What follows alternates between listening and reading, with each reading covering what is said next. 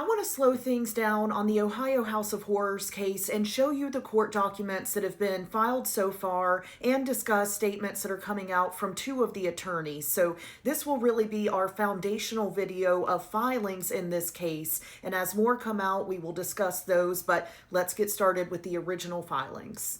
First off, anyone can access these documents. Just look up Benton County Clerk of Court and go to the docket search. If you search the last name Siders, the four results are going to be the four Siders who are the defendants in this case. Christina Siders, Elizabeth Siders, Gary Siders, and Gary Siders Jr. The first filing for each of these four defendants was a complaint. Now, this is the original complaint that listed 17 counts of endangering children, felony 2. So each page just says endangering children, and then there's some information here that lays out a date of birth and some initials. But in the original complaint, some of those charges had redactions, or it did not have initials listed, or it did not have a date of birth listed. So the next filing is what I want to talk about for each of them. The next one was an amended complaint. So here's the amended complaint. This was filed for all four defendants, and I created a list to show you simply what changed between the complaint and the amended complaint.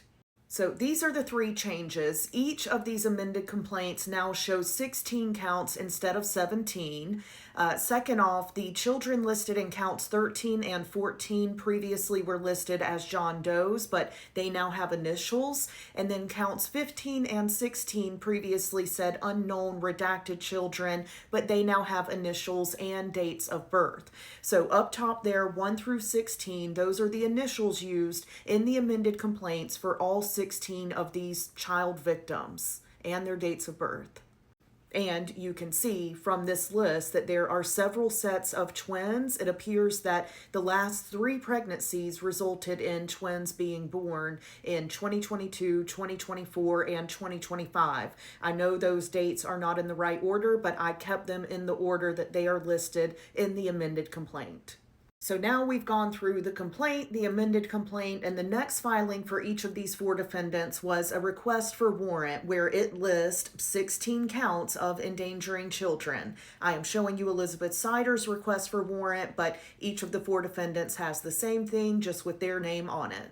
Each defendant also has an arraignment entry filing which shows the $300,000 bond that they each received and then the conditions of that bond if they are able to meet it and get released. They could have no contact with each other, no contact with the alleged victims, and they would be monitored by GPS. The most recent filing for all but one of these defendants is a journal entry appointing counsel, which shows us who their attorney is at this time. So Gary Siders Jr., his attorney is R. Lee Roberts.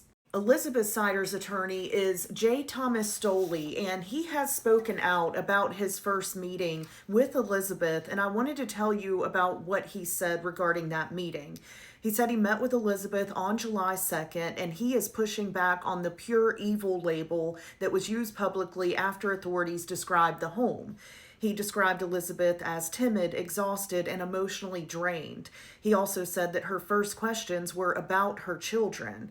According to him, Elizabeth wanted to know if the children were okay, where they were, and when she would be able to see them. And her asking when she would be able to see them makes me believe that she does not completely comprehend what is going on here, the severity of the charges against her and the other defendants, and the severity of the situation those children were in for their entire lives. But moving on, Stoley said that he asked Elizabeth in different ways if she considered herself a victim.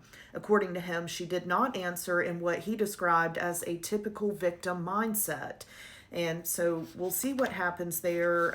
The attorney seems to be opening the door to questions about isolation, control, family history, and whether Elizabeth herself may have been a victim in some way. Many of us have been asking that. But I want to move on to the other two attorneys, okay? Christina Siders, who is allegedly the grandmother of all 16 of these children, is the only defendant being represented by the public defender's office. Let me know what you think about that. And finally, Gary Siders Sr., the alleged grandfather of all of these children, is being represented by Dorian Keith Baum.